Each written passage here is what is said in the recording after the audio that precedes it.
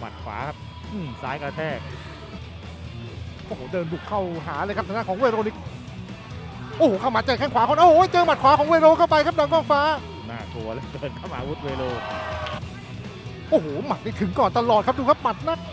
เดินเข้าติดโอ้โหสับแต่ว่าโดนคืนครับโอ้โหดูในให้ได้ครับดังกล้องฟ้าไปลุ้นเอาโอ้โห1-2ครับนี่ครับเข้าไปสู้แหลกอยู่แล้วครับดังกล้องฟ้าแต่ละหมัดขวาของเวโรนิก้าครับมาแล้วครับมุดต่อยดีเลยครับดูครับแก้ไม่ตกจริงๆครับนี่ครับเดินหน้าเข้าหากันเลยครับแล้วโกลบแบบนี้จัดโอ้โหหมัดซ้ายหน้าครับเข้าอีกแล้วครับมาก็ต้องเดินครับดังกล้องฟ้าต้องเดินครับแท้ครับดูครับนี่ครับโดนอีกแล้วครับแม่ไปหลุดครับเจอแข้งซ้ายเวโร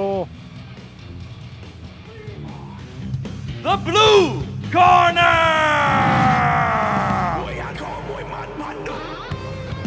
Pharaoh Veronica from Myanmar